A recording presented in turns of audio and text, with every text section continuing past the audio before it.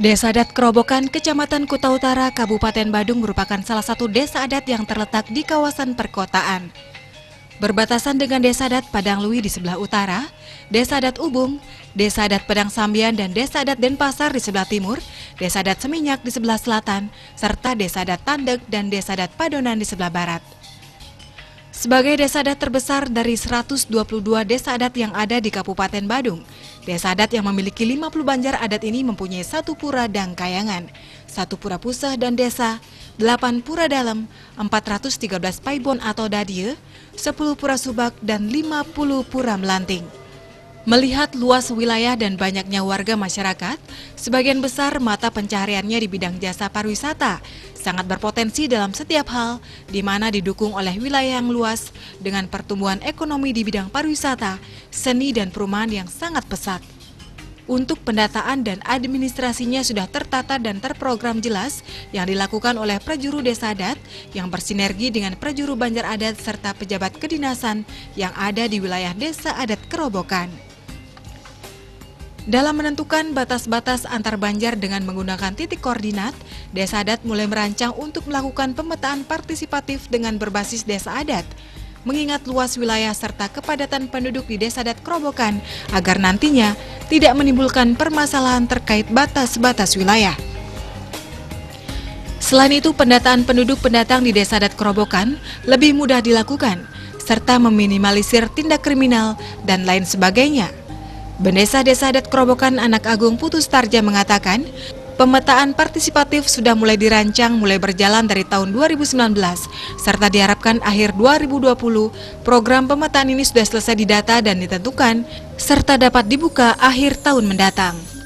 Terkait dengan program Bapak Gubernur Bali, Nangun Satkertih Loko Bali, pada prinsipnya kami sangat mendukung karena program ini sangat menyentuh terhadap keberadaan adat, budaya, dan seni yang ada di Desa Adat Kerobokan. Dan kemudian kami juga di Desa Adat Kerobokan sudah melaksanakan program tersebut dan bahkan ke depan kita akan mantapkan kembali dengan program-program yang kita buat di Desa Adat Kerobokan untuk mendukung program Nangun Satkertih Loko Bali, Bapak Gubernur Bali. Pertama kami sampaikan ucapan terima kasih kepada Bapak Gubernur Bali karena selama ini beliau sudah luar biasa bekerja dengan legislatifnya, bahkan sudah kami lihat kerja nyata beliau khususnya di legalitas pembuatan 5 perda dan bahkan mungkin ada yang namanya 14 peraturan gubernur. Kemudian banyak sekali tentang himbauan-himbauan yang menyangkut tentang keberadaan adat, seni dan budaya di Bali. Kami sangat tertarik sekali dan bahkan desa adat se-Bali mungkin sudah dapat terlindungi karena sudah ada Perda 4 2019 tentang desa adat di Bali, sudah luar biasa bisa disahkan oleh pemerintah di dalam hal ini untuk menjaga dan melindungi desa adat ke depan. Dan bahkan kami juga diberikan keleluasaan di desa adat dalam pengelolaan wilayah adat di masing-masing desa adat. Kemudian ditindaklanjuti dengan Peraturan Gubernur Nomor 34 tahun 2019 tentang pengelolaan keuangan desa adat. Nah, ini luar biasa, kami bisa lakukan kegiatan tersebut dengan melakukan kegiatan penataan di Priangan.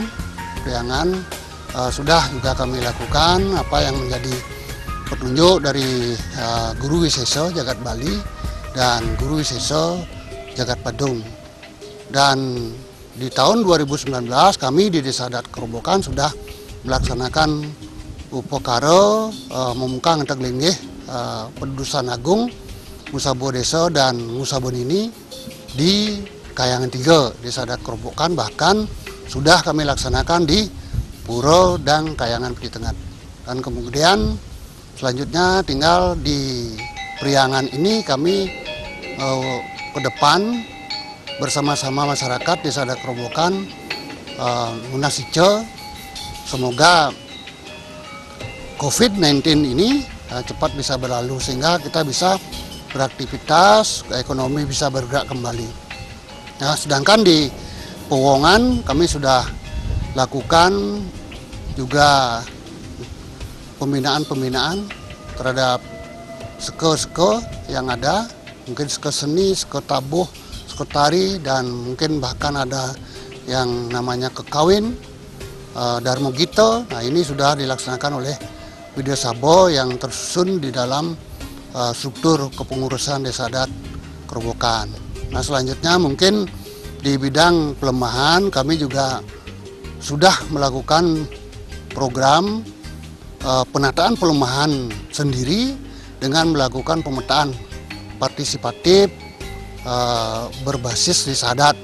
Nah, ini sudah kami lakukan semenjak tahun 2019, bahkan di tahun 2020 ini masih sedang kami laksanakan itu supaya bisa selesai di akhir tahun 2020.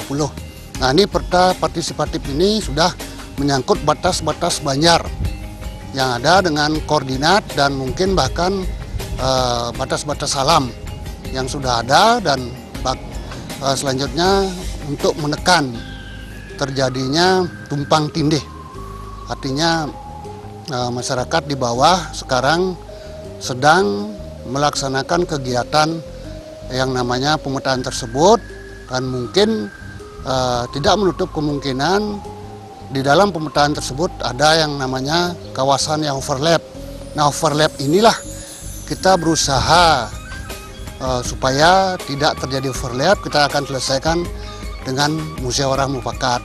Nah, sehingga ke depan tidak ada lagi generasi penerus kita yang bermasalah dengan batas-batas Banjar. Tujuan lain daripada pemetaan tersebut terkait dengan masalah tanggung jawab wilayah. Misalnya ada yang namanya Kepancebayo, artinya ada bencana, misalnya ada mungkin pembunuhan dan lain sebagainya itu.